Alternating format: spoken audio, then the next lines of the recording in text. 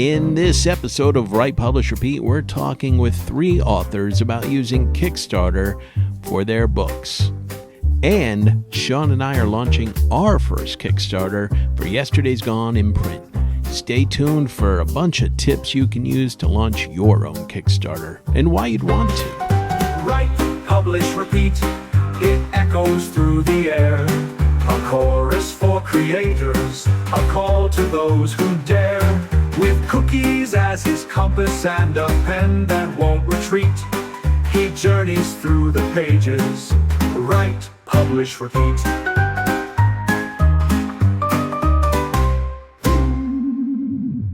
Hello and welcome to a full house of Write, Publish, Repeat. We've got a big show for you today. We're talking about Kickstarter, why you want to do it, even if you I thought we were talking about Full House. You got me all excited. Yes, I don't even remember their names. Yes, we're going to talk about the Olsen twins, Michelle and Dave Coulier, Danny.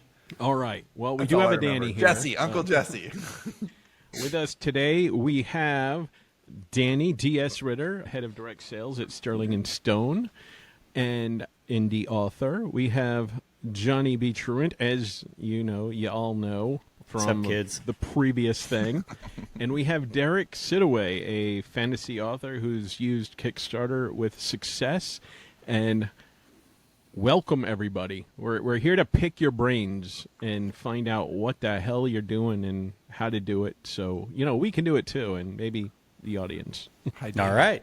Awesome. All right. Okay. Let's do it. I was almost waiting for Johnny to take over at this No, nobody, with this many people on the call, we were like, who should say yes? Whose and turn that's is it great. anyway? So, okay, who's been doing this the longest, Kickstarter? Probably Johnny and Sean. Yeah, if we're being technical. Okay, that's fair. We have been doing it the longest. When was our first one, Johnny? Do you remember? Was it? I looked it up 2014? recently. It was 2014. It was 10 years ago. Just over 10 Wow. years. Wow.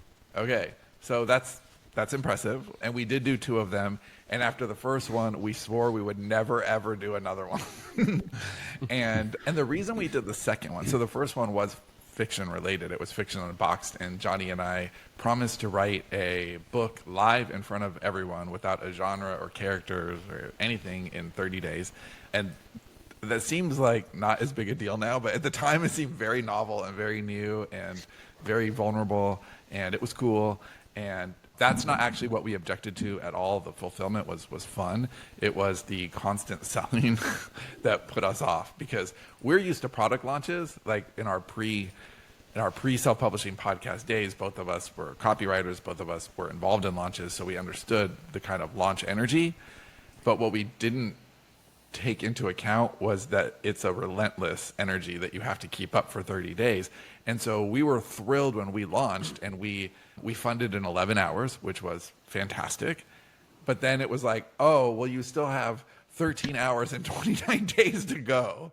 And it just felt like weird to just be sending all these like urgent emails, and the last chance email we sent on that campaign became a famous, internally famous email that we still use all the time. The subject line was, "This is the email I would send to my mother." I've shared that with a couple of Is it the copywriters. one that Dave would send to your mother? It's a very different email. That'll move books. No one will ever read that email. I have thoughts on all of this, by the way, but since we're in intros, I'll save it. But just raising a flag that I have thoughts on that promotion issue. Yeah, so our second, I think Kickstarter's changed a lot too, and we've changed a lot, so it's really great to have this conversation. But our second Kickstarter was, we went into that with the idea of, we won't send any emails. We'll send a first chance email and a last chance email and just let that shit sit for a month and see what happens. And if the market actually wants the thing, then we'll build it. And at that Did point, we really do that? I mean, We that really did. We sent 2 emails about Story Shop over 30 days. we didn't send more than 4. Like it was at the beginning and it was at the end. And I we were reject really- your reality and substitute my own. That doesn't sound right to me at all. We just let it sit for a long, long time. And there was this whole era within like the 3rd week where we're like, well, this won't fund and we won't have to build this thing. And then it did fund. It was $80,000. It funded by like I mean, it was like 102. You get used to Kickstarters that are thousands of % funded, and we barely made it. Yeah, we barely made it, and then we ended up spending 3 or 4 times that amount out of our pocket to build the thing before we abandoned it altogether. So it was like Kickstarter. No, we didn't. Hold on. That's the wrong way to start. We didn't abandon it altogether with all those people who gave us money. It ran for years, and then the development became kind of a quagmire, and we did have to shelve it. But we did not abandon it before delivering it. Let's be clear. No, we absolutely did not, and we really tried hard to take care of all of the people who bought into us, and we tried hard to find the right people to be custodians of it. And it had 3 different passages before we realized we're in over our head and we can't do this. But I know that the temperature of Kickstarter has changed a lot, and the way that authors can actually use it as not just like a launch platform, but almost as a bookstore is new. So, Dave, where do we take it from there? Well, since Johnny opened the door, what are your thoughts on how that went? What would you do? So after doing those 2 big nonfiction Kickstarters, I ran one for the first book in a trilogy, Gore Point, and then the second book in a trilogy. And by the time I got to the third, I felt a little like Sean described, like, okay, I need to deliver the third because I've done the first 2 and it needs to match. People are going to expect it. And so I need to do that. But then when I'm done, I don't know that I'm going to do Kickstarter for launches because it's kind of a pain in the ass. And I thought I'd just do regular launches and use Kickstarter for like things that really seemed to merit like a special edition or something.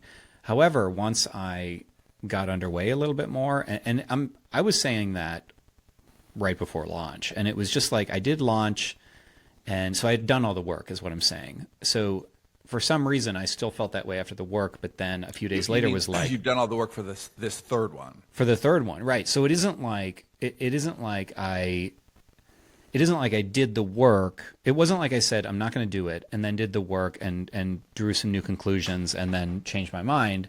I guess what I'm saying is for some reason very little happened between saying I'm not going to do it for new releases and now thinking, no, I think I will. Like very little happened except for the actual launch itself.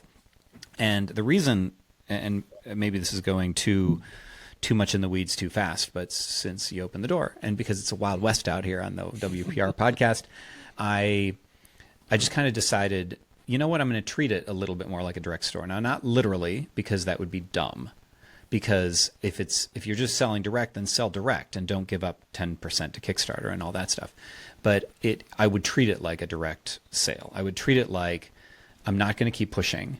And so I actually wrote, I think it was after I wrote a follow-up email. So I launched it. We're recording this on February 7th. I launched on Tuesday of this week, and it's Friday right now. So it's been out a few days.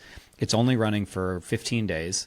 And so I wrote an email and queued it to go out this tomorrow, right? So I think writing that email, I was like, and the email is all about like my process working through a draft. It had nothing to do with Kickstarter. It wasn't even the draft of the book for the Kickstarter. That just happens to be where this book is available right now as you write the email. Not even, because it's not the same book. It's a totally and completely different project. But I just prominently at the top and the bottom said I did a little bit of selling, and then I gave them a shit ton of content. I'm allowed to say shit, right? Just trying to remember. Yeah. Fuck yeah. Shit. What a fucking weird question to ask. So I did a whole bunch of, I don't want to have to edit. You just changed the settings right now. So I did, and then I gave a whole bunch of value for like interesting to readers, and then I closed again. And I was like, after I finished that email, I was like, oh, that felt right. That felt so good. Basically what you're saying is that you didn't write a Kickstarter email. You wrote your normal Saturday email, and then I bookended it with promotion, because I always feel like the people who are going to buy from Kickstarter don't necessarily mind being reminded and that sort of thing nearly as much as the people who like from go. And I'm too lazy to like segment out and say you want to opt out and all that stuff. So everybody gets everything. And so I don't want to piss off all the people who are like, dude, I told you, or I didn't tell you. I told myself a week ago I'm not going to do this, and now you're just annoying me for like 2 weeks. And the other thing that I decided relative to promotion and emails was I don't think I'm going to do any stretch goals. And you guys may like be putting up vampire crosses at this point and saying you must do stretch goals, but I don't think I'm gonna, because when you put up a stretch goal, you're trying to urge people to hop in or to up their pledge. But that's never really worked. I feel like I'm just doing extra stuff for people who are going to buy it anyway, and then I have to create something new, and more importantly, I have to promote. Every time you do a stretch goal, oh, just a few more days. Yeah, so I this is did my objection. an early bonus. Like if you backed on the first day, you got a bonus of something I already had, so I didn't have to write it. But it was Empty Nest from the Dead City world. So it's something that very few people have seen. And so it would be a good bonus for a lot of people. And that's pretty much it. Hey, if you back on day one, you get this bonus, you get a launch email, you'll get my regular emails twice, bookended with promotion, and then you'll get a last chance or two. And so changing that made me think like, oh, okay, I could do this. I could do it regularly because I'm not pissing people off. Okay, so the next episode that you guys will hear was actually recorded yesterday. And in that episode, I did not know where we were on the space-time continuum. And I announced what Danni is going to announce right now. So you're already here when you're going to know the future in the next episode. But Danni, do you want to announce why you're here? So what I'm here to announce is that Sterling and Stone is doing their first Kickstarter, which is going to be the first volume of Yesterday's Gone by our own Sean Platt and David W. Wright, which is very important. you better get that W in there too. Not that other guy. Which is really exciting because like you guys did your own project, but this is like the first Sterling and Stone Kickstarter, which is very exciting because we've got a whole stable of authors like ready to go and do Kickstarters that probably never would do Kickstarters on their own, and it's just like this whole new fantastic tool for Sterling and Stone to use to get out to new readers, I think. And what's your experience with Kickstarters? I So, believe you twisted Sean's arm to do this. Oh yeah, I definitely did. So my first experience with Kickstarter, I did a Kickstarter in June in 2024, blah. It was my first one. And essentially like I'd heard it was great. I didn't really have like a property that I wanted to launch into Kickstarter. So I decided I was going to do a sweet fantasy romance because I'd never done one of those, but I thought I'd give it a shot. So it was just kind of a huge experiment. And I figured I learned how to like run my business with such low overhead that like there was very little risk if I didn't manage to make it work. And I just kind of like studied what other people were doing. Like I like read a lot of like Russell Nolte and like a couple of other people pushing Kickstarter really hard. And I came up with a concept in like January. I started writing it. I got like 3/4 of the way done with the book and decided that I was gonna start getting the Kickstarter ready. So I designed the campaign, figured out like how I was going to design the paperback because I figured that would be like the big draw. I should have done a hardback, but I didn't want to again, like keeping the overheads low. And I just kind of figured out how I could spend as little money as possible to attempt to see how this would work. And I launched with like a $500 goal, and in 15 days I got 47 backers and made like over $1,000. So like, and this was without a base audience or a mailing list or really anything. I contacted some people who were in a similar genre and did mailing list swaps with them, and got lucky with a couple of Reddit posts, and people found my campaign and flocked to it. And now I have captured a bunch of people who are interested in the series, and hopefully I can make that lucrative for the next book, which I'm going to launch on Kickstarter hopefully sometime next year. And I was totally watching it when it happened. I was just checking out Danni's Kickstarter, and it was fun because we're moving into direct sales, and I think the basic argument was this is just direct sales, but over there. And so it seemed like something we absolutely wanted to try. And like Danni said, it's not about us; it's about the whole stable of authors. And there's honestly a lot of authors in the studio who are much more like suitable for Kickstarter. And so I think we're easy to experiment with, and I love this idea. And I basically said, Danni, just tell us what to do and we'll go do it. And she told us to make a video, and we did it wrong. And then she told us it was wrong, and we did it right. And it's great to have somebody who cares and is kind of like championing this. And Danni's really scrappy, which I love. Like Danni is very, very scrappy, and she's very observant. So she understands the kind of temperature of what's out there and is always absorbing that. And then she really understands our studio, our culture, our storytellers, and kind of putting all of that together has been a lot of fun to watch. And I'm really, really excited for this campaign, but I also don't care how well it does, because I think that us doing it, I really, I think that us doing it, I think Kickstarter's its own thing, it's its own flywheel. And I think it's more interesting to see how we'll be doing it, 6 or 7 Kickstarters from now. It doesn't mean that this one doesn't matter, but I think that just you taking the flag on this and running with it, Danny's been awesome. Like I love seeing how it's all unfolding. So Derek, we should get to you now. All right, I'm ready. How did you get into Kickstarter, and what did you feel that it was like something you needed to do to promote your stuff And more? what's your genre too? A little bit of background. Yeah, I'm in fantasy, epic fantasy, progression fantasy, kind of straddling those two lines. It was on my radar. I mean, I'm kind of an OG self-publishing podcast listener from back in the day, so I followed you guys' first Kickstarter, and I'm in an author group with Michael and Robin Sullivan, and they've been doing Kickstarters for years for Michael's fantasy. And so they talked about it for a long time. Around 2021, the end of 2021, I was getting ready to launch a new series. And so I was like, I'm going to listen to you guys. Let's do it on Kickstarter. And right before, like the month before as I was putting stuff together, that's when Russell and Monica released their Kickstarter on their book about Kickstarters, kind of meta. So I checked that out. And then it was one of those fortuitous things, like 2 weeks before I was about to launch was when Brandon Sanderson's surprise secret project Kickstarter went out. And so that was kind of a unicorn moment where I had no idea that was coming, but was already planning to launch. And so I had some overlap with him where the last week of his project was like the first week of my project. I actually moved it up a week, seeing that he was launching, just because of the number of fantasy readers that he was bringing to the platform. So that was in... The tip is follow Brandon Sanderson. Yes. Right? Like, yeah, prepare for a secret announcement that nobody knows about that's going to break and change Kickstarter for authors as we know it. But I've done 2 since then, and it's the way I look at it is there was like Kickstarter for authors before Sanderson and after Sanderson, right? Like it's totally changed the ecosystem over there, the number of people that are doing projects, but it also means there's a lot more readers on the platform than there were before. So do you think that that's good because that there's just more, there's more potential fans, or does it feel more crowded because there's more competition?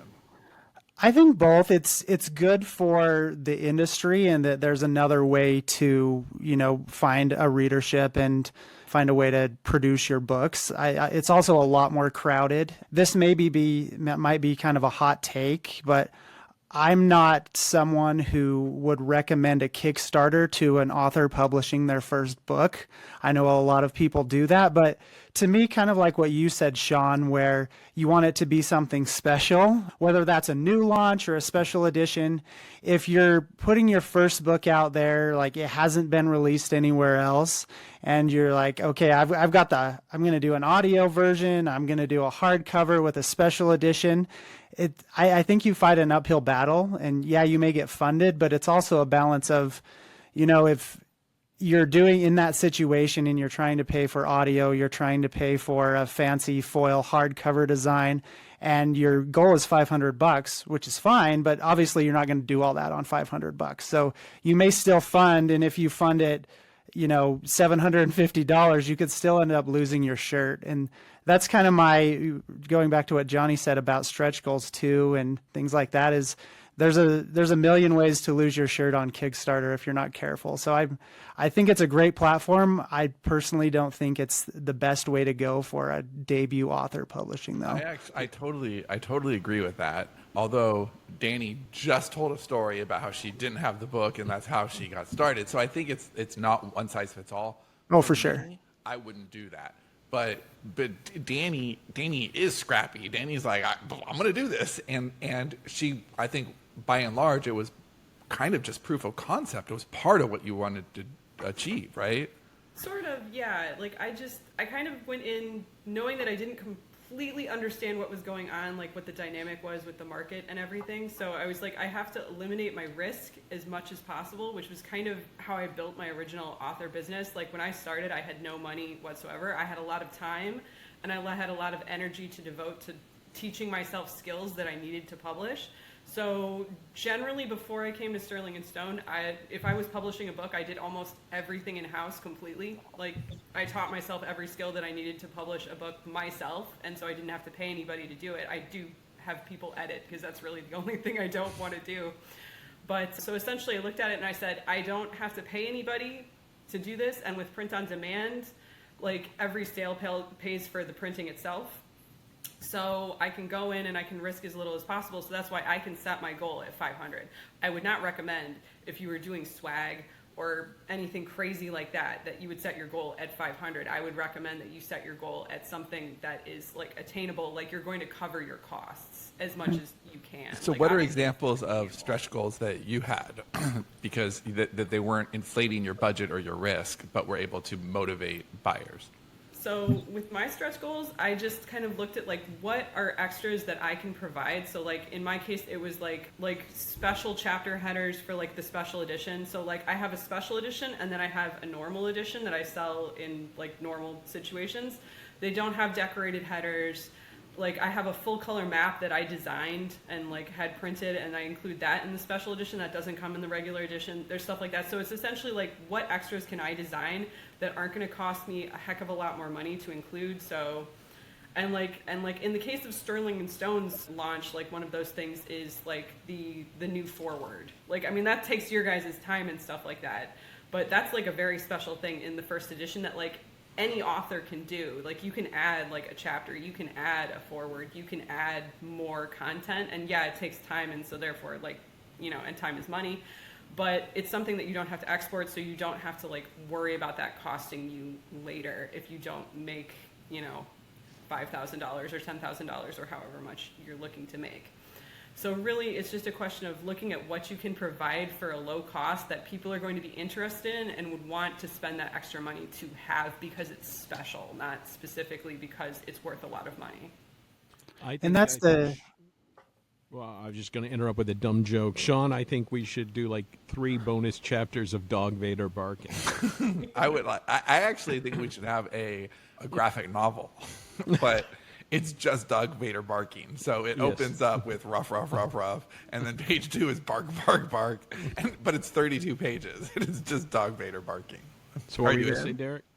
I was just going to say that's the disclaimer, right? Is whenever you choose to do it or however you choose to do it, it's you need to know your risks and know what you're and trying to eliminate them as much as possible. And for someone who's looking at the platform for the first time, it's really easy to pull up a bunch of projects that have just funded or are in the process of funding and be like, oh, there's memorabilia, like there's coins, there's pins, there's sweaters, there's like special editions, there's 3 alternate editions. And if you're not as smart about it and realize the context behind it, you can really get in over your head during the project and after. Is you don't understand people's context, so don't copy what they're doing. This is true for any business building in any industry, by the way. Like you can only see what people are showing you. You don't understand all the little things that led to There's that. a lot of blind following in the author community, and I get it because it's like we're blazing new trails, but it's like, well, what are the steps? And the answer is always it depends, right? So one of the things, like when Derek was mentioning pins and whatever, that is tempting, but here's some stuff that people don't think about. Number one, if your books are media, meaning you can ship them media mail, that greatly affects your postage if you choose to do it that way. Here's what will fuck you up with media mail, including a single pin, right? Like legally speaking, it has to be books or packing slips. You aren't even supposed to include like a note, really. Like you can write it on the packing slip. That's about it. So and they supposedly will open your like spot check mail, and if you have a pin in there, then suddenly you're paying flat, you know, whatever for everybody. The other is packaging. So I'm trying to remember the example that I heard, but like a poster, you can't fold that. You have to roll it unless people want shitty posters with creases in them. And once you do that way, and then you're honest. Shitty posters, right? So let's do the math here. You're doing books, and then you're doing a rolled poster. those don't fit together. Suddenly, then you're mailing 2 packages. When we did Fiction Unboxed, we did a shirt. And Jesus, man, we lost, like, that was terrible in terms of shipping. It ate our faces. We ate so much shit on the Fiction Unboxed fulfillment because we had that, and then we also had international books, and like we didn't charge more for international, and so it was.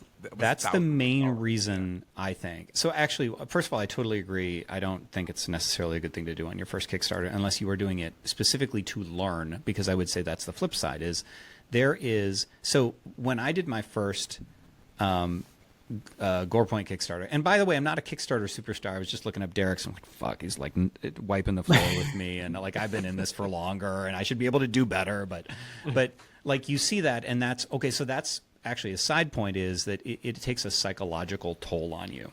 So here's your big days: day 1, your finishing day, and any day that something surprising happens in the middle or you have some big promotion. So like day 1, you get all excited, and day 2, you go, nothing's happening.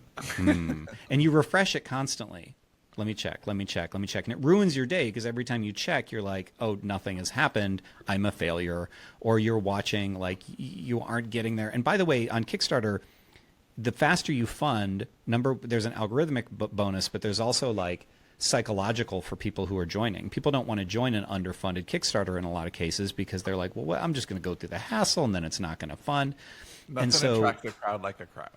Yeah, I mean that's kind of a thing, but you don't know these things until you get into it. The piece that I didn't include when I was talking about when I kind of thought I'm not going to do this for future books and maybe I will, is because doing it like even just with 3, it's like it's kind of greased, right? Like I know it's a lot of work, but I know what that work is, and I know what will happen with shipping, and I know what was a mistake last time that I can now finish this time, and you discover little hacks. And I vastly simplified my Kickstarter.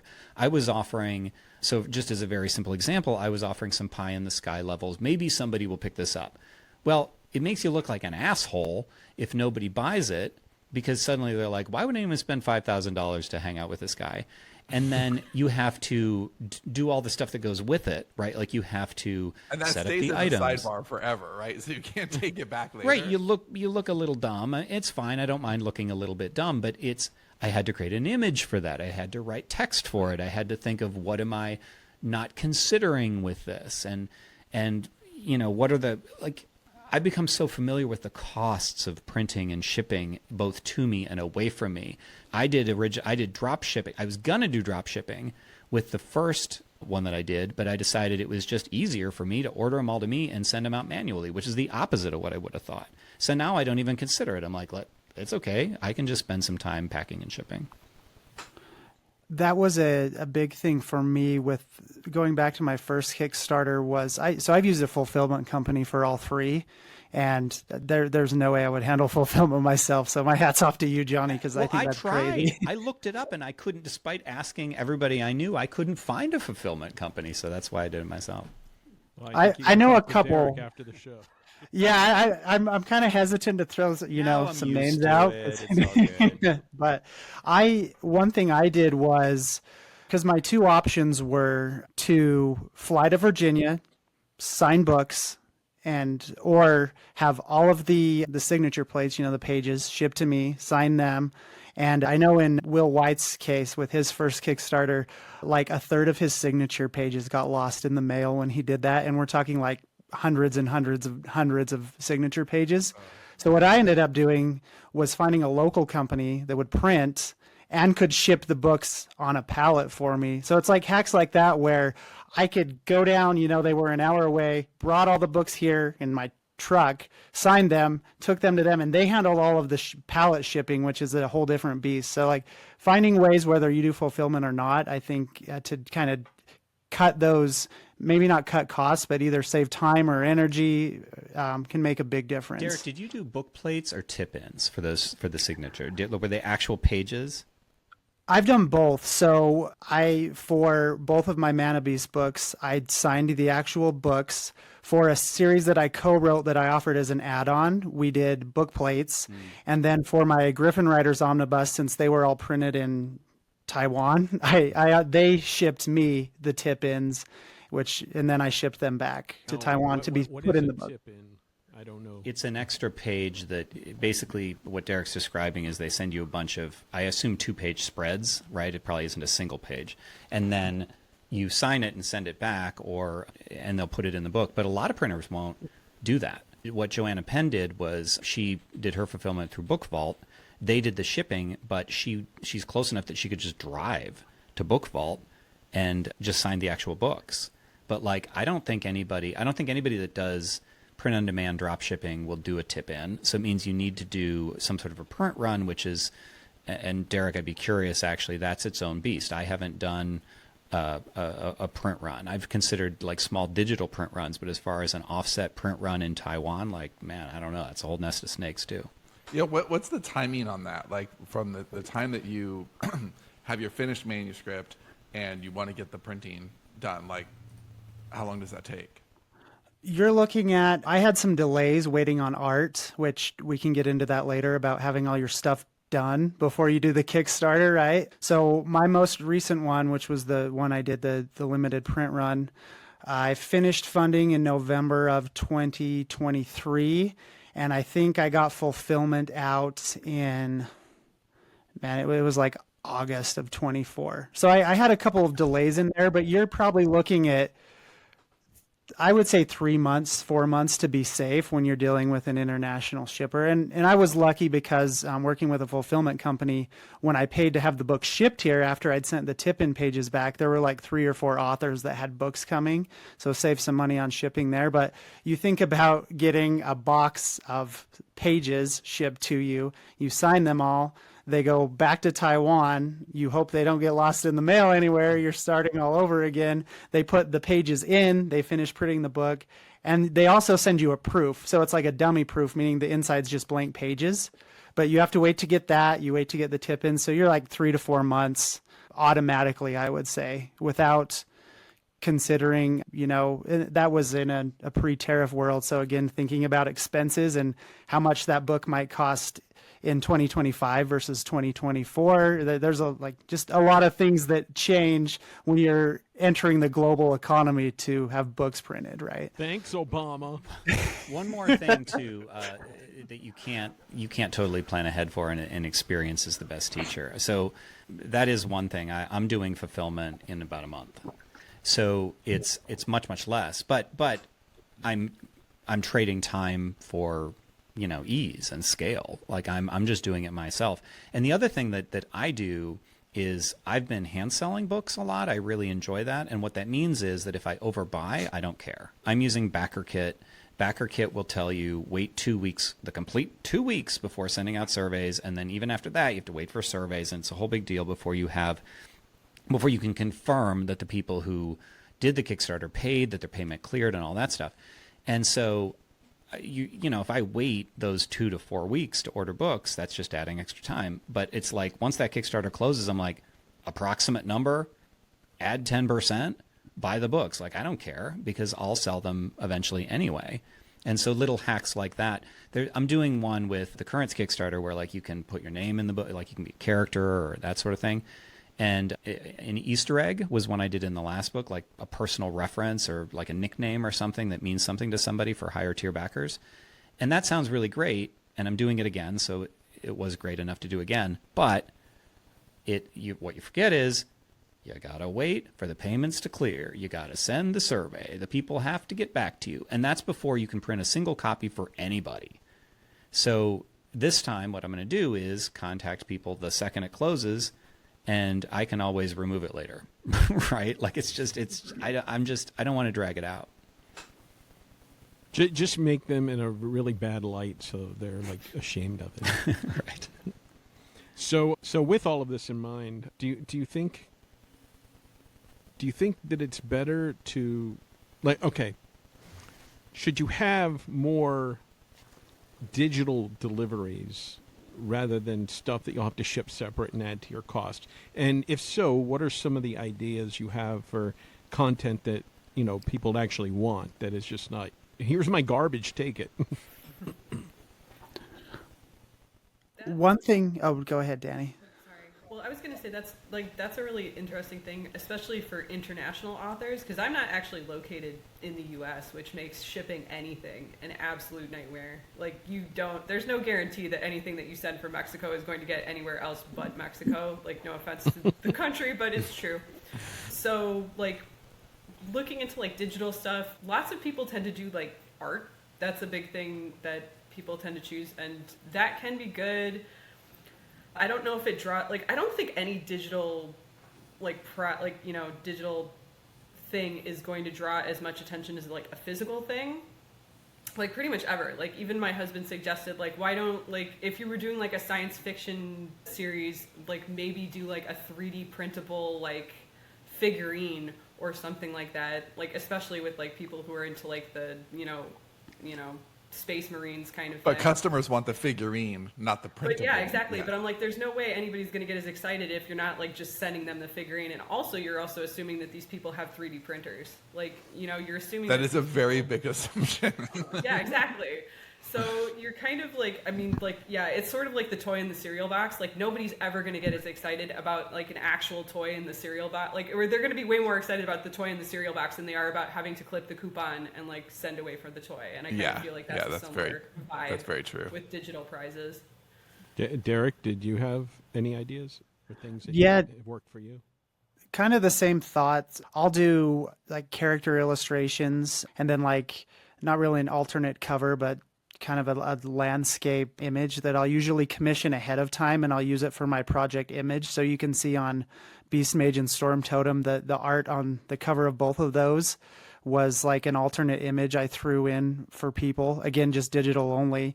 And I tell them, like, here's the file. If you want to blow it up and print it, stick it on a shirt, like whatever you do with it, if I come across it somewhere in a flea market and there's 5 sweatshirts of it, that's awesome. Like it's basically yours to do whatever you want with, rather than being like, okay, I'm going to offer a poster like Johnny talked about, or we're going to print this and put it on a shirt. It's just easier to say, here's the art. Like I did this as part of the Kickstarter, and whatever you want to do with it, it's yours. You have the file to do that. What about a song? Because Dave's really into writing songs for Yesterday's Gone, and so with that's like a digital file. Would songs work, Danny? Do you think?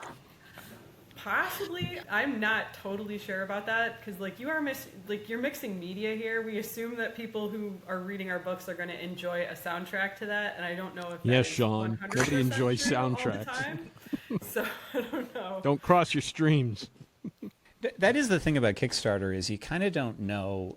I mean, unless you get feedback, that would be great if people would give more feedback. But you kind of don't know if the things that you're offering as like additions and stretch goals and bonuses, and like whether people actually care. So, for instance, I've been doing an author's commentary for everything that I've done recently, which is kind of fun. Like, it's just neat to do. I just kind of take notes as I go, and when I read through the book again, and then I just talk like into Audacity or whatever. And that's great, but I don't know that people care about it. But I think of them as, rather than an enticement to do the campaign, it's almost like part of it is an excuse to do the campaign, right? Because you can't offer, like, this is why it's on Kickstarter, because I can't offer this easily otherwise. But also I see it as a value add to justify the prices that you have to charge anyway. I know I've seen some people this is always kind of tricky, is my paperbacks usually end up being more expensive than the people that I tend to look around for. And I think part of that is some of the examples I've looked at are shorter books. They might be easier to print. I know that they aren't doing long books, dude. Well, that is part of it. But I mean, the Gore Point books aren't terribly long, right? But they are longer than some of the people that I've looked at. And I'm like, oh, well, this is like a 180-page book. Like, no wonder it's cheap. No wonder you can offer it. Gore Point is a novella for Johnny. Yeah. Or like it's, compared to like maxing out the page limits on some of these paperbacks. But, I don't know. And that's one of the reasons that I kind of stopped doing, I think I might stop doing stretch goals and I know that that's a thing, and you guys do stretch goals and people probably hate me right now. But I'm like, that's the way I can sustain it. Like it's like, well, I can either not do Kickstarters because they're too much of a pain in the ass, or I can say, this is how I can do them. Do people still want them? And it's more Right, like at the a beginning launch. of the show, you were saying, "Oh, well." Going into the third one, I was like, "No more," and then now I'm like, "Okay." But stretch goals would have been the tipping point, right? Or yeah, if I had to create a bunch of other stuff. One thing that, speaking of promotion and talking to people and the bandwidth overall, and I'm curious to see what you guys think is, so we ran our first 2 Kickstarters, our nonfiction ones, we being Sean and Dave and I, for 30 days, because that's kind of what we had seen, like 30 days. And I think that 30 days was right for those campaigns. But I've been doing 2 weeks for the other ones, and I'm kind of like wondering, now that this is going in this like streamlined approach that I'm considering, like, should it be even be less? And I think what I kind of have concluded in my own mind, my own opinion, is that you should make your campaign long enough to accommodate the promotion that you plan to do for it. So if you are going to be booking podcast interviews and guest blogs and having people mail and all that stuff, then make it longer, because then you can have, there's a reason for it. But if all you're going to do is just send a few emails and talk about it on Twitter or whatever, like maybe not. Like maybe there's not a lot of value there. I was shorter with my third Kickstarter. I think I did 21 days versus 30. But that's a really good point, Johnny, is for me, I do a lot of like cross promotion. So authors on their email list saying, hey, will you mention this? And then also a lot of work in Kickstarter, looking up other projects that are similar to mine, even if they're not fiction, but, other fantasy adjacent projects, and saying, hey, I'll give you a mention in my next backer update if you'll give me a mention. So having the time in the middle to do that's nice, but this is going to be a deep cut for some people, but to get rid of that soggy middle, it helps to shorten it if you don't have a game plan for it, and to not force like sending 5 emails in weeks 2 and 3 out of 4, because that's when you're going to lose people. It's not at the end and it's not at the beginning. It's kind of in the middle when you're like, okay, I've sent 3 emails 3 days in a row, and it's hard because it messes with your head. There's been days on all of my projects in the middle where like my only goal is, okay, don't go in the red today, because you have people that cancel their pledges. They start looking at their bank account and the initial hype and impulse buy, right? And they'll message you and they're like, sorry, I've like maxed out my cards this month. And it's like, that's cool. I don't want you to, go into debt for this, but those days can really mess with you when you're in the red and you have a day where you lose $200, whether you're funded or not. So there's definitely something to be said for shorter campaigns where you can kind of pack it all in.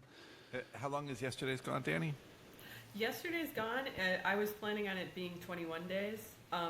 My original campaign was only 15, but at the same time, again, this was all an experiment.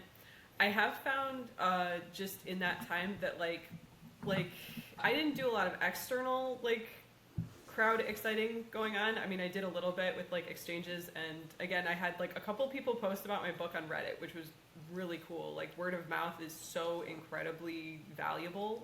Just anybody talking about your book that isn't you is always going to be amazing. In Kickstarter, more than even yeah, other Kickstarter things, definitely right? it is worth gold if other people will talk about your book and you're not, and especially if you're not asking them to, and they're just oh, I found this thing and it's great.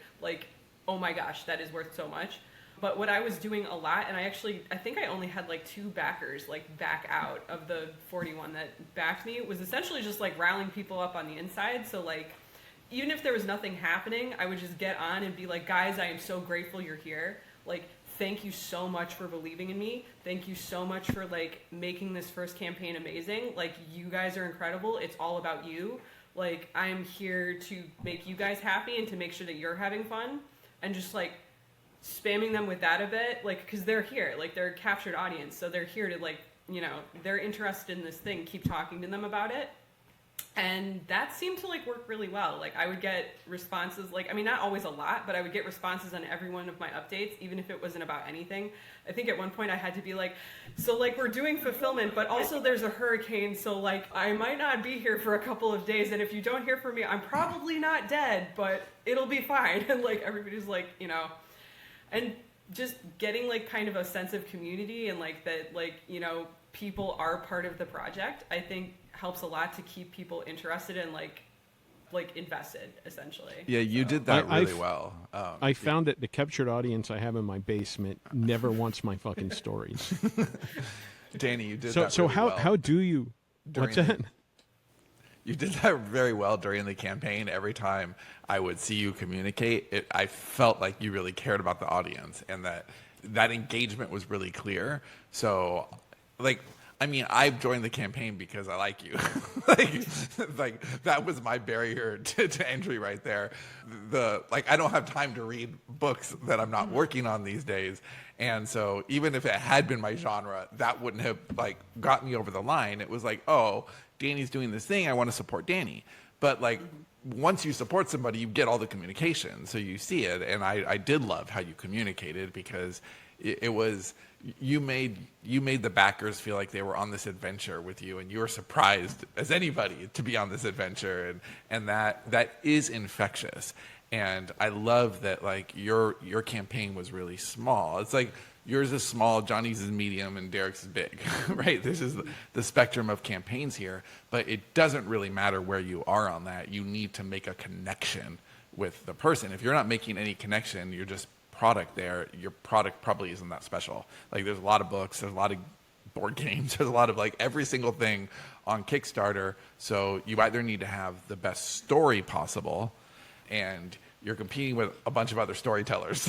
Like your story's just not going to be that great. It's the other story, the adjacent story, the story of you that will actually move the dial more often than not in this context. Now Johnny's embraced the artisan authoring. How much of that played into why you went to Kickstarter? Because if I remember correctly, you didn't initially like Kickstarter back in the day. Well, it's just a lot, right? Kickstarter it's just a lot, and I think that, like I said, I'm trying to find a way that it works for me, and it's funny because a week ago I would have had a different answer, like I said, and it's like, oh, okay, well, Good job maybe scheduling the podcast, Dave. maybe this version does work for me. And the artisan author thing, I actually really played that up in the first Score Point campaign because it was like there's kind of a movement feel. At least there used to be with Kickstarter. I know that it's like people get kind of caught up in the community of like this is something we're all striving for together. Like I know that with Fiction Unboxed, it was really cool. Like that was back when I was involved in social media, and we would see people who had backed it saying, we did it, or we only have so much more to go to the next stretch goal. And that was cool because people were like owning it. And so I thought I could kind of do some of the same thing, and nobody did that. So it was, yeah, it felt a little bit right. It felt a little bit like, okay, that's why it feels so much like direct sales to me. But it is a community that is bringing other people to you. I think that what I had kind of heard is if you can bring, and I don't know the number exactly, but it's like if you can bring 50 people, then Kickstarter will bring you 50 people. And I have had people, like even high tier backers, who didn't know me at all, and they just discovered it. And I think that that's one reason to do it, cool.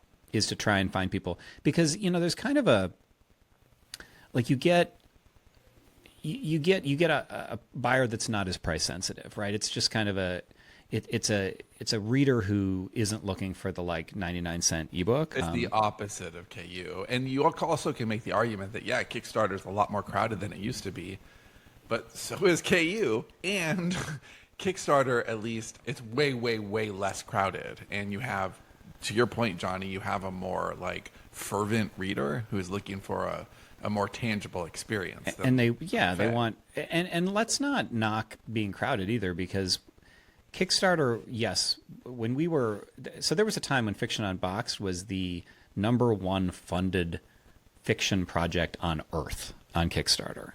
It didn't last long.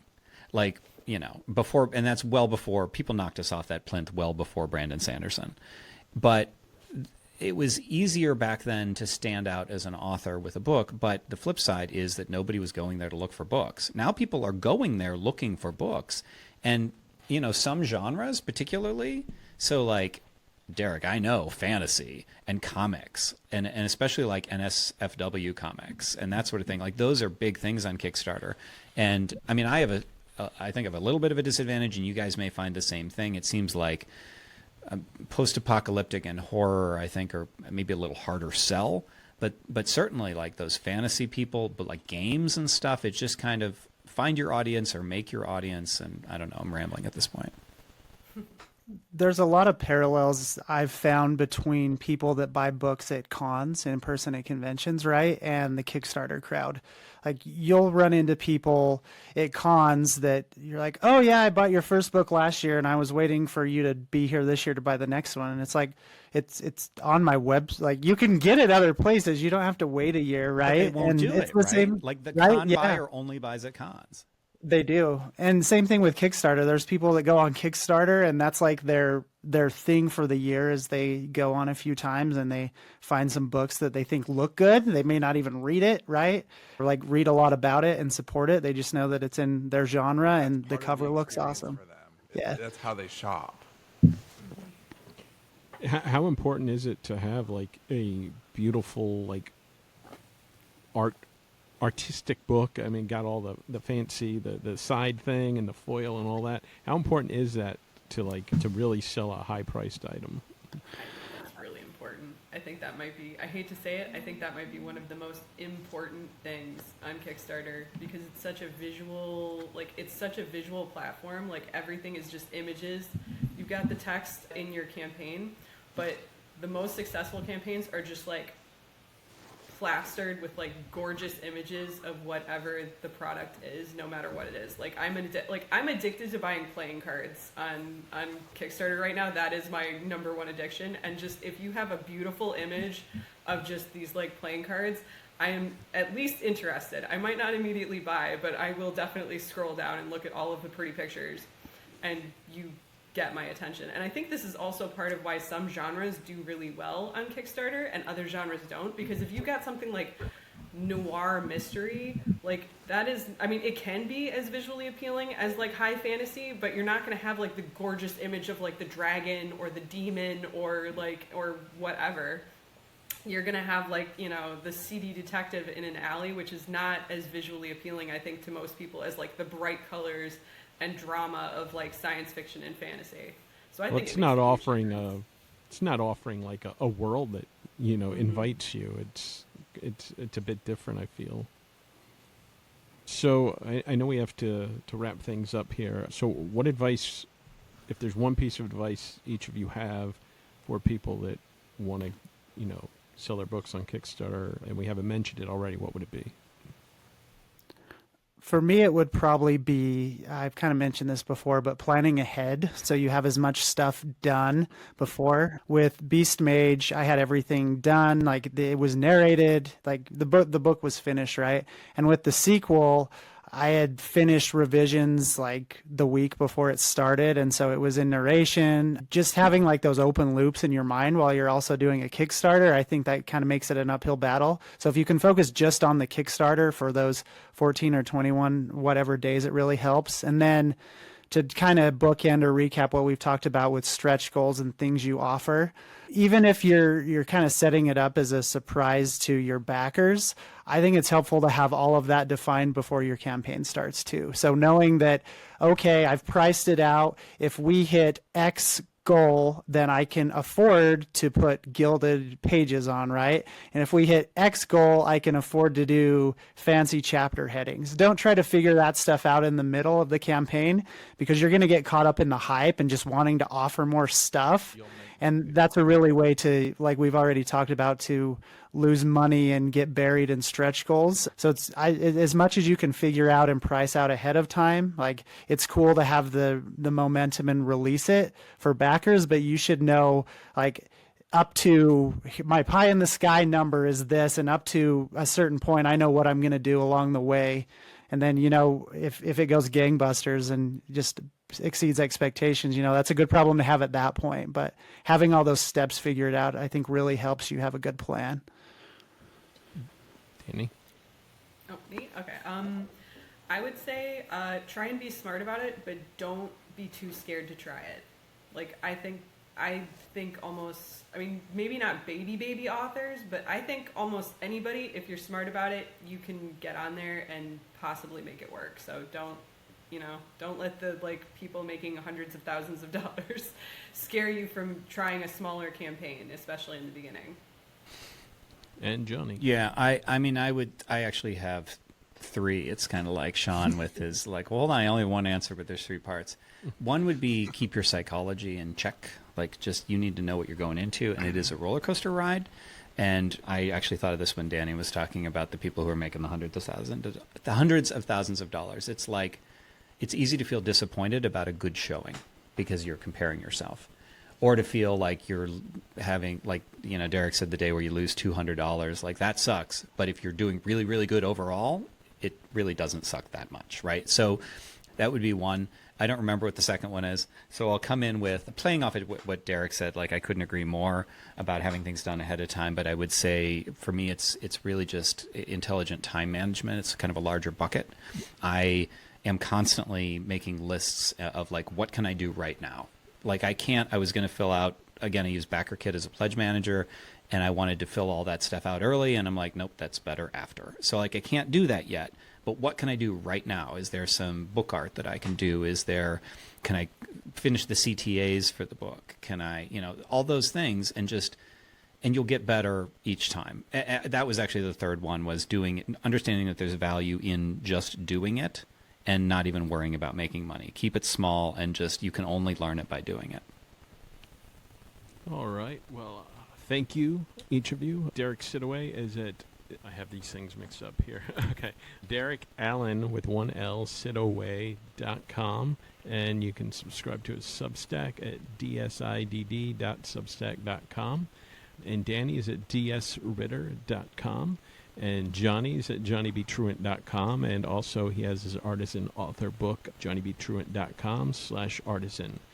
And as for us, do we have a link to ours yet? Oh, here's where Sean yells at Dave. That was the reason we did it. Everybody look away. Dave is still figuring out his ZTAs. It's an ongoing thing. But Danny, do we have a short link? See, now this is the part where I yell at both of you, because I gave each of you a separate link to use in your social media to spread word about this. But yeah, I think maybe if you guys include a link in your notes under the video, we'll do that. Might be the best option at this point. We will do that. Meanwhile, go to authorvelocity.com where we'll have, other cool stuff that I'm not naming it. Just Dave. We'll get it. I figure if I screw up long enough that, I can be removed as host. That's your plan? I love it. Yes. All right. Johnny will come back and take over your unfinished work. Just I'm like waiting. Your point. All right. Well, thank you, everybody. It's been fun, and we will see you next time. Good. Peace out. Bye. The shadows of the Sunshine State, redacted is his home, lives a man named David Wright, who pens the great unknown. Diet Coke runs through his veins, a decoy wallet keeps him rich. Paranoia fuels his pen, and creativity's his niche. Write, publish, repeat.